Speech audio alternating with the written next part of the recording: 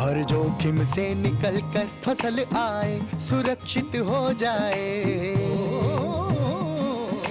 फसल बीमा से हर किसान अब आत्मनिर्भर हो जाए। अब सूखा पड़े या बाढ़ आ जाए, कोई डर नहीं। अब ओले पड़े या कीट पतंगे फसल खा जाए, कोई फिक्र नहीं। अब कैसी भी आपदा हमारी फसल पे आ जाए, क्षति होने पर हमारे दावों का उचित भुगतान मिलता है, क्योंकि हमने लिया है प्रधानमंत्री फसल बीमा। बुआई से फसल कटाई तक हर जोखिम का दावा, न्यूनतम प्रीमियम पर अधिकतम भुगतान का वादा। योजना से हर साल जुड़ रहे हैं 5 करोड़ से ज्यादा किसान। अब आपकी है बारी। नजदीकी कृषि कार्यालय, सहकारी समिति, बैंक शाखा, अधिकृत बीमा कंपनी या जन सेवा केंद्र में स्वेच्छा से करा सकते हैं पंजीकरण। फसल बीमा पोर्टल या फसल बीमा ऐप द्वारा भी किया जा सकता है पंजीकरण। प्रधानमंत्री फसल बीमा योजना, आपकी फसलों का संपूर्ण सुरक्षा कवच। कृषि एवं किसान कल्याण मंत्रालय, भारत सरकार।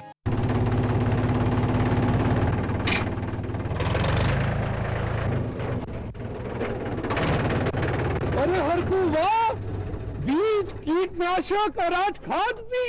अरे इतना खर्चा कहाँ से? अरे खर्च की चिंता किसे है, मेरे पास है ये किसान क्रेडिट कार्ड। कार्ड? अरे बैंकों द्वारा जारी इस कार्ड से किसान उसकी सीमा तक की रकम कभी भी बैंक से निकलवा सकता है और खेती बाड़ी की सामग्री कभी भी खरीद सकता है। तो हरकू भैया एक कार्ड मेरे लिए भी। किसान क्रेडिट कार्ड के लिए नजदीकी बैंक से संपर्क करें और पाएं ढेर सारे लाभ।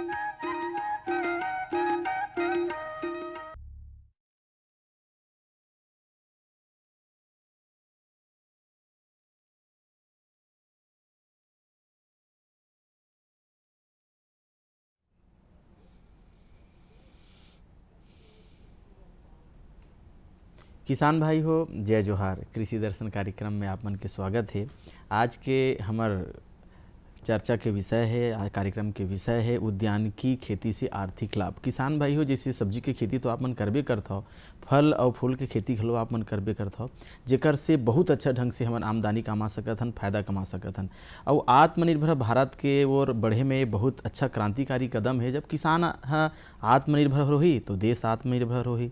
एक स्थिति आप मन बहुत बढ़िया ढंग से उद्यानिकी खेती ले कराओ। उद्यानिकी के ऊपर बहुत बढ़िया ढंग से एक फिल्म बने हवा, आओ फिल्म पहले देखथन, ओकर बाद हम चर्चा आगे जारी रखबो। लेकिन हमारे बीच में है डॉक्टर अजय वर्मा जी, OSD एवं प्रोफेसर, महात्मा गांधी उद्यानिकी एवं वानिकी विश्वविद्यालय पाटन दुर्ग से। डॉक्टर साहब आप मन के स्वागत है। तो पहली वो चर्चा ला शुरू करे के पहली आओ जो फिल्म बने हैं उद्यानिकी के ऊपर ओला देखथन।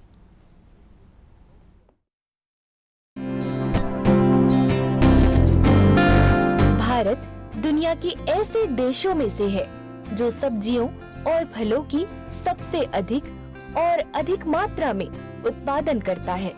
भारत गर्म और शीतोष्ण दोनों प्रकार के फसल उत्पादित करता है। छत्तीसगढ़ के किसान भाई बहन भी भारतीय जलवायु की अनुकूलता के अनुरूप एवं वैज्ञानिक विधियों से विभिन्न प्रकार के फल, फूल, सब्जियों की खेती करने लगे हैं, जिन्हें हम उद्यानिकी खेती या उद्यानिकी फसलों की खेती कहते हैं। छत्तीसगढ़ राज्य के ग्राम मुर्रा, जिला पाटन में निर्मित कृषि विश्वविद्यालय के प्रोफेसर एवं डीन डॉक्टर वर्मा जी उद्यानिकी फसलों से आर्थिक लाभ के समस्त पहलुओं से किसानों को अवगत करा रहे हैं कि किस प्रकार से किसान भाई बहन उद्यानिकी फसलों की खेती कर आत्मनिर्भर किसान बन सकते हैं और समन्वयित खेती किसानी करके अपनी कृषि से होने वाली आमदनी सुदृढ़ कर सकते हैं।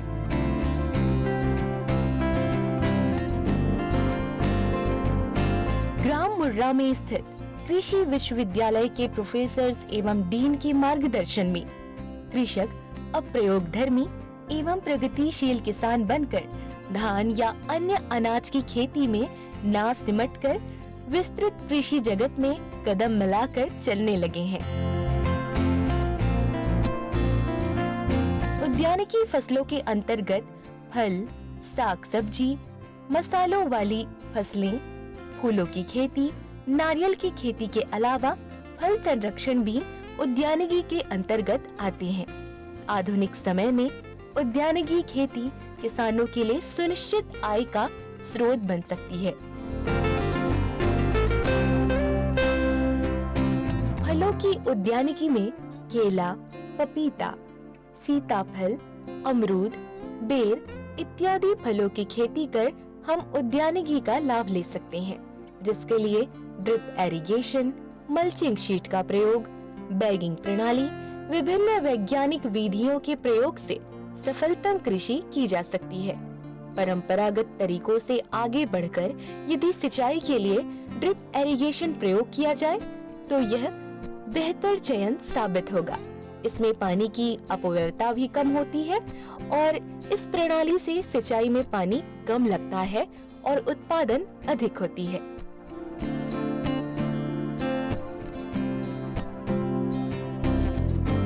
राज्य के किसानों की बात करें तो सब्जियों की खेती में रुझान बढ़ता नजर आ रहा है, क्योंकि सब्जियों की उत्पादन 90 से 120 दिनों में हो जाती है। इससे किसानों को हर हफ्ते आमदनी मिलती रहती है।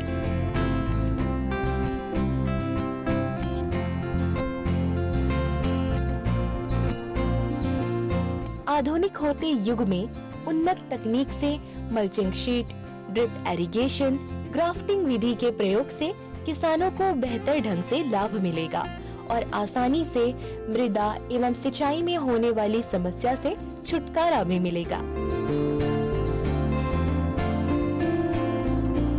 उद्यानिकी फसलों के अंतर्गत किसान भाई सभी प्रकार की सब्जियों का उत्पादन कर सकते हैं, जैसे टमाटर की खेती, भिंडी की खेती, करेला, बरबट्टी, शिमला मिर्च, नींबू, गिलकी जैसे सब्जियों को लगाकर कम समय में अच्छी आय प्राप्त कर सकते हैं।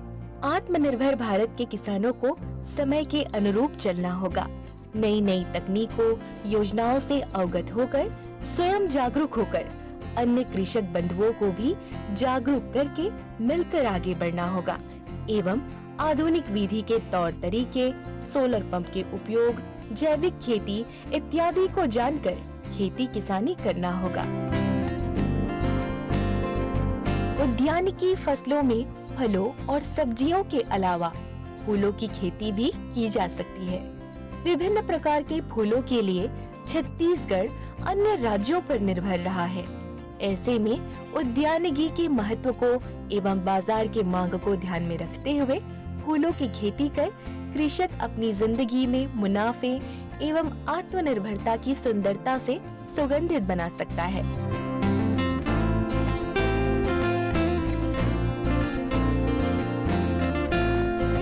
पॉली हाउस में फूलों की कई किस्में देखने को मिलती हैं। वहाँ किसान भाई प्रशिक्षित होकर फूलों की खेती कर सकती हैं, क्योंकि छत्तीसगढ़ में फूलों की काफी मांग रही है। इसके फायदे एवं मुनाफे को देखते हुए निश्चित रूप से ये एक अच्छा माध्यम है लाभ का।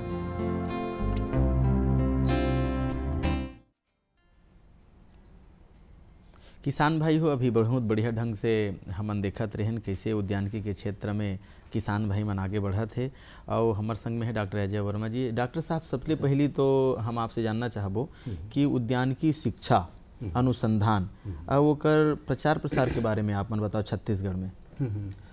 अभी हाल ही में 2 अक्टूबर 2020 में महात्मा गांधी की 51 जयंती थी, 51वीं जयंती थी। उस अवसर पर हाल ही में छत्तीसगढ़ में महात्मा गांधी उद्यानिकी एवं वानिकी विश्वविद्यालय की स्थापना की गई है। यह दुर्ग जिले के पाटन ब्लॉक के सांकरा ग्राम में स्थित है और इस महाविद्यालय, इस विश्वविद्यालय के प्रारंभ होने से न केवल छत्तीसगढ़ में उद्यानिकी फसलों पर विशेष रूप से कार्य करना प्रारंभ हुआ है, साथ ही साथ अभी जो हाल ही में हमारे यहाँ 4 नए कॉलेज भी हमने प्रारंभ किए हैं। बालोद में, अर्जुंदा में कॉलेज खुला है, साजा बेमेतरा में एक और कॉलेज खुला है, इसके अलावा जसपुर में हुआ कॉलेज खुला है तथा धमतरी के कुरुद में भी हमने एक नया कॉलेज खुला है। पहले से ही 2 शासकीय क्षेत्र में 2 उद्यानिकी उद्यानिकी महाविद्यालय थे। एक जगदलपुर में था और एक राजनांदगांव में था। इस तरीके से 6 महाविद्यालय इस समय पूरे राज्य में संचालित हो रहे हैं। न केवल इसमें यूजी मतलब जो हम उद्यानिकी में स्नातक स्तर पर शिक्षा दे रहे हैं और करीब करीब हम इस समय 250 से 300 बच्चों को एडमिशन दे रहे हैं। इसके साथ ही साथ हमारे जो कुछ एमएससी के और पीएचडी के प्रोग्राम पूर्व में ही संचालित हैं, जो कि इंदिरा गांधी कृषि विश्वविद्यालय द्वारा संचालित होते हैं, जिसमें कि हम 3 विषय पर मतलब इनको पीजी डिग्री देते हैं। इसमें एक तो फूड साइंस है, वेजिटेबल साइंस है और इसके साथ ही साथ फ्लोरिकल्चर है। तो इन चीज़ों को ध्यान में रखते हुए इस पर कार्य प्रारंभ हो चुका है और साथ ही साथ इस पर राज्य शासन काफ़ी ध्यान दे रही है। जी। डॉक्टर साहब, बहुत बड़े बात है कि उद्यानिकी विश्वविद्यालय की स्थापना हमारे छत्तीसगढ़ प्रदेश भर बहुत बड़ी एक सौगात है, बहुत बढ़िया बात है। लेकिन उद्यानिकी के कतेक महत्व है हमारे ये छत्तीसगढ़? सबसे पहली बात तो छत्तीसगढ़ राज्य में जो एग्रोक्लाइमेटिक कंडीशन है, मतलब हम यदि बोलें कि कृषि जलवायु क्षेत्र की बात करें तो यहाँ पर 3 कृषि जलवायु क्षेत्र हैं। बस्तर का पठार है, अंबिकापुर के पर्वत हैं और छत्तीसगढ़ का मैदान है। यानी कि मतलब एक तरीके से हम जितनी भी तरीके की सब्जियाँ होती हैं वो सभी सब्जियाँ यहाँ पर होती हैं। इसके अलावा सभी तरीके के फल यहाँ पर होते हैं। तो इसको देखते हुए न केवल एग्रोक्लाइमेटिक कंडीशन के साथ साथ जो ज़मीन है वो भी हमारे पास विविधता लिए हुए है। हमारे यहाँ 3 अच्छे क्लाइमेट हैं, मतलब हमारे यहाँ ठंड भी अच्छी पड़ती है, बरसात भी अच्छा होता है, गर्मी भी अच्छी होती है। इसके कारण करीब करीब सभी तरीके की फसल लेने की संभावना यहाँ पर बनी हुई है। तो या आप ये देखें कि मतलब यदि मान लो हम फलों की बात करें तो अपने यहाँ आम अच्छा होता है, अमरूद अच्छा होता है। यदि मान लो मैं बोलूँ कि अमरूद के जो रेट्स हैं, यदि मान लो हम यहाँ से प्रारंभ करें और शिमला तक जाएं तो जो स्थिति सेब की होती है वही स्थिति यहाँ पर अमरूद की है। तो काफ़ी संभावना है जिसमें कि मतलब हर तरीके के फल हैं, हर तरीके की सब्जियाँ हैं जिस पर कि काफ़ी काम यहाँ पर किया जा सकता है। जी डॉक्टर साहब, बहुत अच्छा बात बताया कि उपयुक्त वातावरण है, जलवायु बहुत उपयुक्त है हमारे छत्तीसगढ़ प्रदेश में। तो हमारे किसान भाई मन जे मन उद्यानिकी के खेती करही वो कतेक लाभ है मा कमा सकत, कतेक लाभकारी खेती है? एक तो सबसे बड़ी बात यह है कि इसमें जो खेती होती है उसमें जो दर है वो करीब करीब जो कृषि में जो क्षेत्र आता है उसमें 4 से 6% तक का ही वृद्धि दर देखा गया है, जबकि उद्यानिकी फसलों में 8 से 10% तक देखा गया है। जहाँ तक उत्पादन की बात है, प्रति हेक्टेयर जो उत्पादन है ये उद्यानिकी फसलों में जहाँ खाद्यान्न फसलें ली जाती हैं वहाँ 40 से 60 क्विंटल उत्पादन होता है। यहाँ पर करीब करीब 200 से 250 क्विंटल प्रति हेक्टेयर का उत्पादन होता है। यानी उत्पादन भी काफ़ी ज़्यादा है और एक तरीके से साल भर किसानों को काम मिलता है। तो यदि मान लो इनका उपयोग करें तो निश्चित रूप से इसका फ़ायदा किसान भाइयों को मिलेगा। जी डॉक्टर साहब, जैसे हमारे किसान भाई मन खेती तो बहुत बढ़िया ढंग से मान लो करा थे और मन अग्रसर हुआ थे उद्यानिकी के डहार, फल फूल के सब्जी खेती मन करा थे। प्रोसेसिंग यूनिट के बारे में खलो आप बताओ। हाँ, जैसे अपने यहाँ आप देखो कि मतलब टमाटर की खेती काफ़ी बड़े स्तर पर होती है। 2 क्षेत्र हैं जहाँ पर कि टमाटर इतना ज़्यादा होता है कि जिस समय किसान को ये स्थिति हो जाती है कि उनका टमाटर बिकता भी नहीं है। जी। तो यदि मान लो हम ये देखें कि आवक एकदम से जब बढ़ जाते हैं, आवक जब बढ़ जाता है तो निश्चित रूप से मांग से ज़्यादा यदि आवक हो जाएगा तो उसको बेचना थोड़ा सा संभव नहीं होता। तो ऐसे समय में प्रसंस्करण यूनिट जो होती हैं वो एक तरीके से लाभप्रद होती है। जैसा कि आप जानते हैं कि छत्तीसगढ़ में यदि मान लो हम ये बोलें कि हमारे यहाँ जब ज़्यादा फल होते हैं या सब्जी होती है तो हम उसको सुखाते हैं। सुखाने से फ़ायदा ये होता है एक तरीके से उसका वॉल्यूम कम हो जाता है, आयतन कम होता है। वजन में यदि हम बात करें तो वो वजन भी कम हो जाता है, करीब करीब 1/4 से लेकर के 1/9 भाग ही बचता है। यानी मान लो हम यदि 1 किलो को यदि सुखाते हैं तो करीब 100 ग्राम बचता है। तो ये एक तरीके से प्रसंस्करण से फ़ायदा ये है कि आप एक तरीके से उनमें वैल्यू एडिशन कर रहे हो और जिस समय नहीं होता, जिस समय मतलब वो फसल का समय नहीं होता, यानी कि मतलब मार्केट में मान लो टमाटर उपलब्ध नहीं है तो उसको हम एक तरीके से उस समय उसका उपयोग कर सकते हैं। साथ ही साथ जो इसके वो हैं मतलब जैसे पल्प है, यदि आप यदि टमाटर को रखना चाहते हो तो ज़्यादा से ज़्यादा आप 8 से 10 दिन रख सकते हो। परंतु यदि मान लो हम जूस निकाल के रखते हैं या उसका पल्प निकाल के रखते हैं तो लंबे समय तक 8 से 10 महीने तक आप उसको आराम से उसको रख सकते हैं। जी, जी, जी। तो ये फ़ायदा है। और न केवल हम इसके खेती से न केवल खेती से हम रोज़गार देंगे, साथ ही साथ यदि मान लो उद्योग स्थापित होंगे तो उद्योग स्थापित होने पर रोज़गार के अवसर साल भर उपलब्ध रहेंगे। तो इसको ध्यान में रखते हुए प्रसंस्करण यूनिट यहाँ पर लगाया जाना चाहिए। न केवल टमाटर का, इसके अलावा अपने यहाँ केला काफ़ी होता है। आप देखो केला दोनों ही तरीके से अपन उपयोग करते हैं। एक तो मतलब कच्चा केला सब्जियों के काम आता है, पका हुआ केला जो है वो एक तरीके से आप फल की तरह उपयोग करते हैं। इसके अलावा प्रसंस्करण इकाइयों के रूप में भी इसका उपयोग करते हैं। तो इनका ध्यान में रखते हुए आप प्रसंस्करण इकाइयाँ लगा सकते हैं। जी जी। डॉक्टर साहब, जिसे कहा होते कि उद्यानिकी के क्षेत्र में हम आगे बढ़तन, किसान भाई मन बहुत मेहनत करत है, कभू कभू कहा होते कि मजदूर के थोड़ा समस्या हो जाते, तो मशीनीकरण के आप युग भी है, कृषि अभियांत्रिकी में बहुत अकन संभावना खलो है खेती में, तो ओकर कतेक रोल है, मशीनीकरण के कतेक भूमिका है? प्रायः जो उद्यानिकी फसलों को लगाने में सबसे बड़ी जो दिक्कत होती है वो मजदूरों की समस्या होती है। आप ये देखें कि जब राज्य बना था तो उस समय पूरे राज्य में, छत्तीसगढ़ राज्य में केवल 7,000 से 8,000 ट्रैक्टर का उपयोग होता था। आज पूरे राज्य में करीब करीब 2.5 लाख से 3 लाख ट्रैक्टर्स का उपयोग हो रहा है।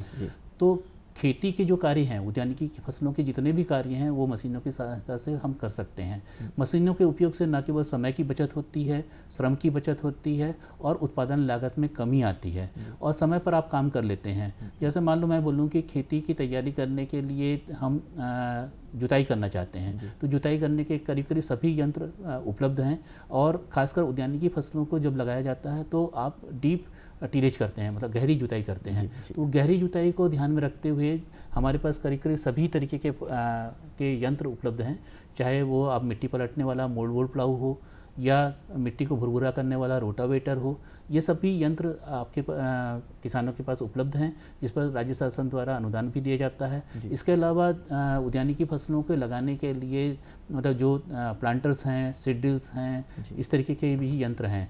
यहाँ तक कि जो हम जैसे टमाटर लगाना है या मिर्ची लगाना है या गोभी की फसल लगानी है तो इसको रोपा लगाने की भी मशीनें उपलब्ध हैं। तो रोपा लगाने की मशीनों के में क्या होता है कि दो तरीके की मशीनें आती हैं। एक तो सेमी ऑटोमेटिक टाइप आती हैं और एक कुछ ऑटोमेटिक टाइप आती हैं। ऑटोमेटिक मशीन थोड़ी सी महंगी है, मतलब सेमी ऑटोमेटिक मशीन का बहुतायत में किसान भाई उपयोग कर रहे हैं, क्योंकि राज्य में अभी उद्यानिकी फसलों में एक तरीके से कुछ किसान तो बहुत उन्नत तरीके से इसकी खेती कर रहे हैं, परंतु जो आम किसान हैं उन तक इन चीज़ों का अभी पहुंचना बाकी है। और ये छोटी बड़ी मशीनों का उपयोग करते हुए न केवल आप खेत की जुताई कर सकते हैं, साथ ही साथ उसमें फसलों को लगा सकते हैं और इसके साथ ही रोपर लगा सकते हैं।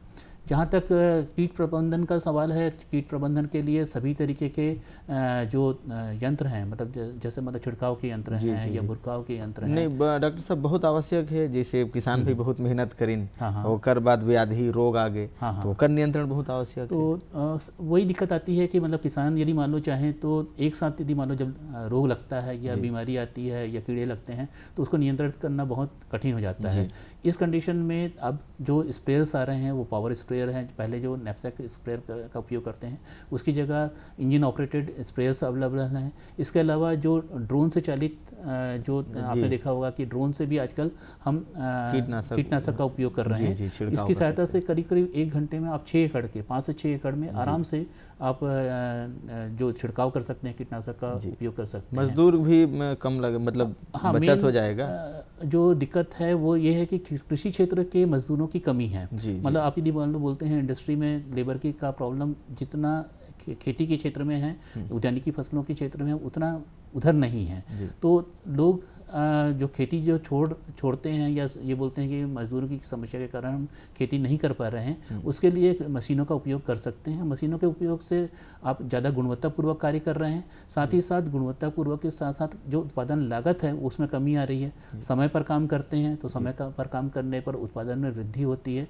तो हम बात कर रहे थे कृषि में उद्यानिकी फसलों में मशीनीकरण की बात कर रहे थे। मशीनीकरण की जहाँ तक मैंने बताया कि मतलब आप जुताई का काम कर सकते हैं और रोपा लगाने का काम कर सकते हैं, कीट प्रबंधन कर सकते हैं। इसके साथ ही साथ यदि मान लो आप उसकी चाहते हैं हार्वेस्टिंग करना चाहते हैं तो आजकल सेंसर बेस्ड हार्वेस्टिंग मशीन भी आ गई हैं जो कि सेंस करके आपके कलर के हिसाब से, जैसे मानो टमाटर यदि पक गया है तो वो टमाटर, पके हुए टमाटर को ही वो तोड़ेगा। अच्छा। तो इस तरीके की भी मशीनें उपलब्ध हैं। और चूँकि उद्यानिकी फसलों में जो लाभ है वो काफ़ी अच्छा होता है, यदि मतलब बड़े स्तर पर यदि हम काम कर रहे हैं तो उसका इन मशीनों का उपयोग किया जाना चाहिए।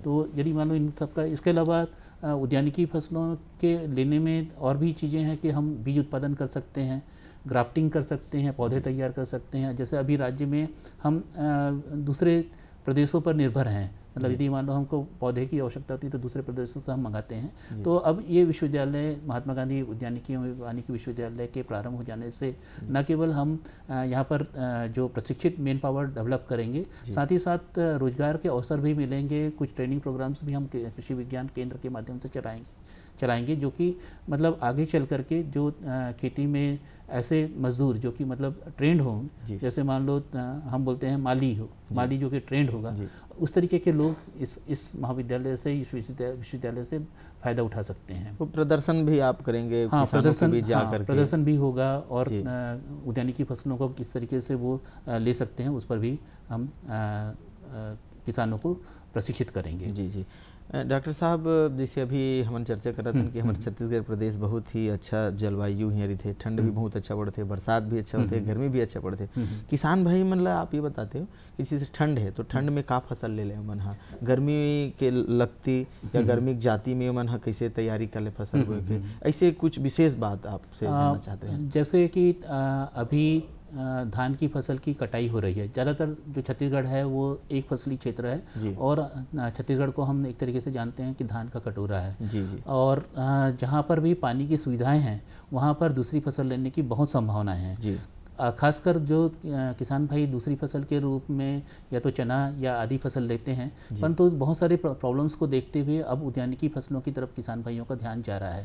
एक तो प्रबंधन में बहुत ही आसानी है, यदि मान लो हम ड्रिप इरिगेशन सिस्टम का उपयोग करके यदि उद्यानिकी फसल लगाते हैं तो हर चीज़ को मैनेज कर सकते हैं। अभी जैसे कि मतलब धान कटाई के बाद हम बहुत सारी फसलें लगा सकते हैं, जैसे कि आप टमाटर लगा सकते हो, इसके अलावा जो भिंडी की फसल काफ़ी मात्रा में यहाँ पर होती है वो लगा सकते हैं। एक तरीके से रबी फसल में ज़्यादातर उद्यानिकी की जो फसलें हैं, जो सब्जियाँ हैं, वो सब्जी ले सकते हैं। करीब सभी सब्जियाँ आप देखिए कि मतलब हमारा जब खरीफ फसल का जो समय होता है उससे ज़्यादा सब्जियाँ हमारी रबी की फसल में ली जाती है। और ख़ासकर जो इस तरीके की फसल है जो कि मतलब नदी के किनारे होते हैं, जैसे तरबूज है, खरबूज है, ये भी इसी सीजन में लगाए जाते हैं। इसके अलावा जो अभी लौकी है या मतलब गिलकी है, इस तरीके की सब्जियां, करेला भी हम लगा सकते हैं, इस सीजन में लगा सकते हैं। और जहाँ तक NHM के माध्यम से और कृषि विभाग के माध्यम से इन सभी फसलों के लगाने के लिए बहुत सारे अनुदान कार्यक्रम भी गवर्नमेंट चलाती है और जिसका कि फ़ायदा किसान भाइयों को उठाना चाहिए। जी। डॉक्टर साहब, बहुत संक्षेप में 1 मिनट में हम आपसे निवेदन कर, बहुत कम समय में आप बताओ एक संदेश बहुत संक्षेप में हमारे किसान भाई ला। मैं यहाँ पर इस माध्यम से कहना चाहता हूँ कि जो किसान भाई अभी धान की खेती करते हैं उसके साथ ही साथ अपना जो रकबा है, जैसे एक कॉन्सेप्ट था छत्तीसगढ़ में कि बाड़ी का कॉन्सेप्ट था, बाड़ी की कॉन्सेप्ट पर हम लोग अभी काम कर रहे हैं। और यदि मान लो हम अपने जितना भी एरिया है जहाँ पर कि आपको थोड़ी सी पानी की सुविधा हो तो ऐसे एरिया में कम से कम अपने 1/10 भाग, यदि मान लो मेरे पास 10 एकड़ ज़मीन है तो कम से कम 1 एकड़ में यदि आप उद्यानिकी फसलों को लेते हैं तो न केवल आपको जो पोषक तत्व हैं उनकी पूर्ति हो जाएगी, साथ ही साथ जो आप एक तरीके से घर के उपयोग के लिए भी फसलें उत्पन्न कर सकेंगे। साथ ही साथ ये एक तरीके से कैश क्रॉप है, मतलब हम यदि इसको बेचना चाहते हैं तो मार्केट में बिक भी जाता है, तो एक आमदनी भी साल भर के लिए मिलती है। साथ ही साथ उद्यानिकी फसलों के उपयोग से हम एक तरीके से जो मजदूर हैं उनको पूरे साल भर काम देते हैं, तो इसका उपयोग और इसका फ़ायदा किसान भाइयों को उठाना चाहिए। जी डॉक्टर साहब, बहुत कम समय में अधिक विस्तृत जानकारी कैसे उद्यानिकी के क्षेत्र में किसान भाई आगे आए, आर्थिक उन्नति करे, तरक्की करे, प्रगति करे, एकर बारे में आपन बहुत संक्षेप समय में विस्तृत जानकारी आप मन दे और एकर लिए आपके बहुत बहुत धन्यवाद। किसान भाई हो, आपो मन हा जैसे कि इसकी बाड़ी है हमार जगह, तो बाड़ी में आप मन हा उद्यानिकी की फसल ले लो, सब्जी की फसल ले लो और आर्थिक तरक्की करो। बस आज अतकेच तो विदा, राम राम।